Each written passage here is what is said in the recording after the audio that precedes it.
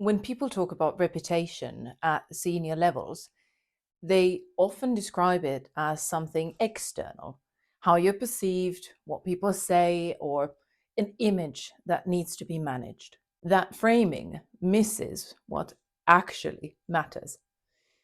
Because at this level, reputation isn't primarily about perception. It's about how systems organize around you, often long before anyone has language for it. And long before feedback exists, the system has already adjusted. So decisions start moving differently after you speak. Some things get checked with you and others just don't. So the room settles quickly or it doesn't. And from the inside, none of this feels like reputation. It just feels like how work happens, which is why leaders often notice reputation way too late. Because by the time someone says that there's hesitation or that things slow down around certain topics, the organizing pattern has usually been in place for quite a while. And it's not because anyone intended it, but because systems under pressure adapt very quickly. That's how we're built, and that's what happens. Under sustained pressure, organizations look for stability. They orient around signals that feel predictable, safe, or decisive. And over time, those signals get associated with certain people. And this association eventually becomes reputation. So, this process has very little to do with intent. And many leaders assume that if their intent is clear, reputation will follow.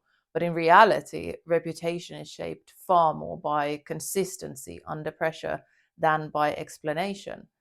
And the bigger challenge is that when we are under pressure, our own observation skills of how we are actually consistent or if we are consistent and what goes to the external world from us is basically our biggest blind spot.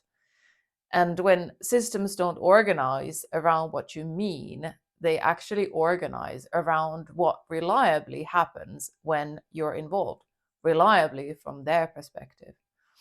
And this is why reputation tends to stabilize quite early while feedback arrives late. And again, stabilize doesn't mean necessarily in a good way how you intended, but it's just how it becomes.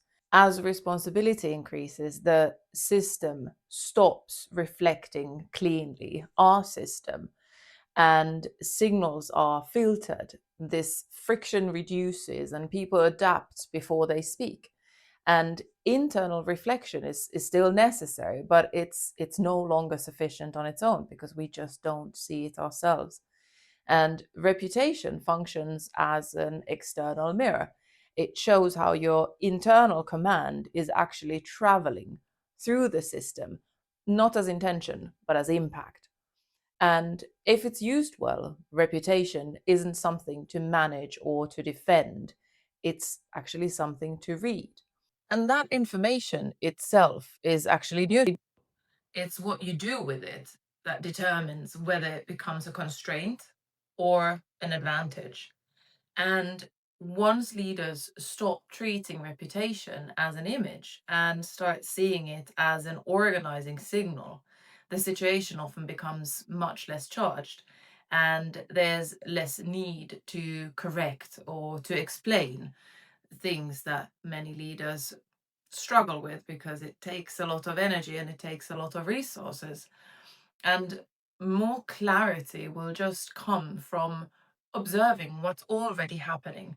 Not because the leader changes, but because the system is finally being read accurately. Because that information truly is power.